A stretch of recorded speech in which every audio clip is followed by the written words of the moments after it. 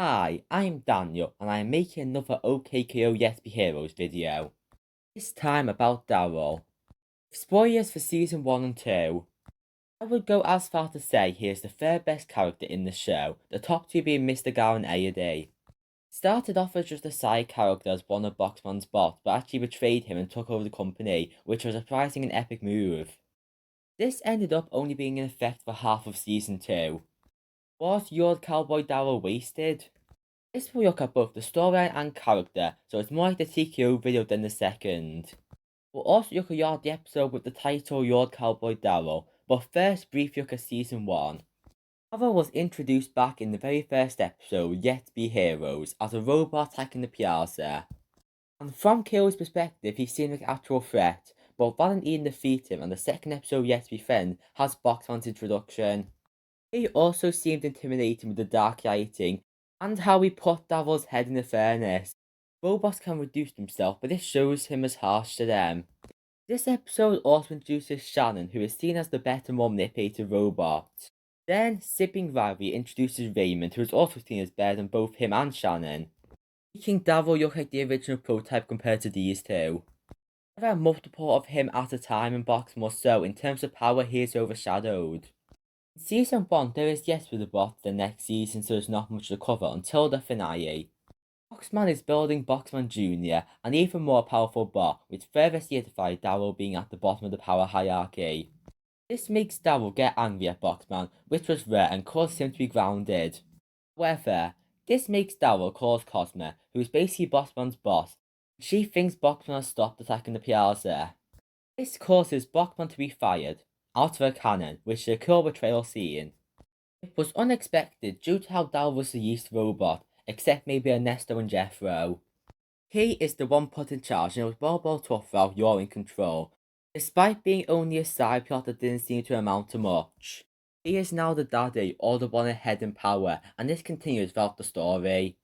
He is at the top for metaphorical power, with the cowboy outfit like he's the sheriff of Boxmore. There was a whole mid-season point in between this and season 2, where the second episode of that season is titled Your Cowboy Darrell. This episode starts with KO rather than Edith reading the newspaper, showing Boxman has improved since Darrell's takeover. It's now an actual business that's actually doing something. The other bots like this change, especially McKay, who has very complex thoughts about this. Then Boxman comes back from the sun. He could have died before. He seemed like only season 1 villain, so the audience didn't know whether he'll come back or not, but I'm glad he's back and stayed in the show. Boxman tries to stop Darrell in a scene where he is shouting at him. He sees the only thing Boxman should do is attack the Plaza, which leads to Darrell being the one to overpower him in an antagonistic seeming way. However, this is very satisfying because of how Boxman used to treat them. This scene mirrors the scene in You're in Control. It's his company, and now the cinematography shows the levels of his power. The episode is mostly from Boxman's perspective, but they are still supposed to root for Darrell. Boxman now has to do robot jobs working for Darrell, but fails, so he's sent in a box to attack the Plaza. And this is such a good role reversal, used to show Darrell's new power, and how Boxman still thinks he is in charge when he's not. The trio of KO rather than Edith at first yell for him, but after he explains, they give him advice to support Darrell. While I think they are the least interesting out of the main characters, that's not saying anything bad about these three, especially in episodes where they only have minimal appearances, like this one. Boxman majorly misinterprets this and goes to confront Darrell with more shouting, but then he realizes the one holding the company back is himself. This is another spectacular scene for how the two characters are barely in the same shot, showing there's no need to know who's in charge here. Boxman leaves into the sunset, which isn't going to be the only time, and this confuses Darrell. Before this scene, Boxman was an abusive father, so you could argue his redemption started here. You can pinpoint the exact moment it happens. This goes to show this arc is more for him than actually Darrell, who attacks the Plaza a yacht at once in his honor. I also like how the storyline didn't just end in one episode, but lasted a bit longer. For the first half of season 2, this show continues as usual. There's still some box attacks, but it's less common. Still, most episodes don't change due to this. For example, Plaza Film Festival is easily top 5 best episode material for being very funny and its message about handling criticism. However, Aside from the credits of the film, the episode doesn't mention Darrell was in charge. Doesn't even have his cowboy hat. The only other episode in this part where it's crucial is Yet to Watch the Boxmore show. This is a really funny episode about KO rather than Edith spying on Boxmore, where it's a reality show parody of competitions to be a deputy. Darrell creates a challenge that goes viral with the trio intervening and picking favourites. This shows that this is more for comedy, which doesn't matter aside from having this be used for comedic episodes. I also like the ending line where Mr. Garth says the Boxman show went downhill when Boxman left.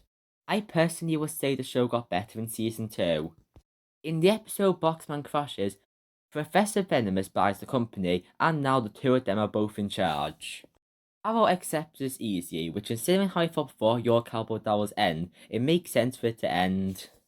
The Still Bomber episode is related to this storyline. Oi and the Villainy is another show parody, this time the family sitcom genre.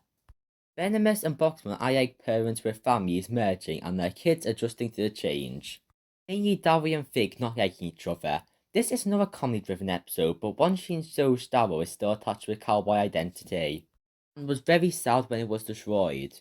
This makes me wonder and theorize if the cowboy act was persona, because he acts different when wearing the hat. It is still mentioned after, but this is more Boxman arc, which is great for his character development. To answer the question of was your Cowboy Darrell wasted, well, I guess yes, but Darrell is a minor character who got way more than he would have in most shows. The reveal was shocking, and although I could want more expansion, I am more just happy that it happened. It was a great thing in You're in Control and Your Cowboy Darrell, and it was an important plot point.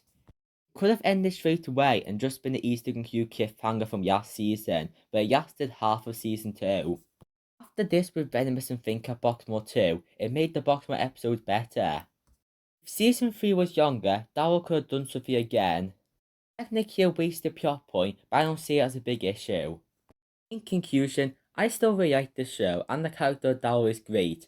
He is a very interesting yay character, and the episodes I talked about are some of the show's best. As for my OKKO videos, my TKO videos started getting a lot more views, but I'm not sure the frequency of these videos. The show turns 5 years old in August, so I'll make a video then, but depending on how this does, there might not be another video until then. There's lots of topics worth a discussion, and I'll at least have to make another 2 or 3 sometime because I love this show. Still an underrated gem of Cartoon Network. Thank you for watching this video. The end. Besides, the show's gone downhill since Boxman left.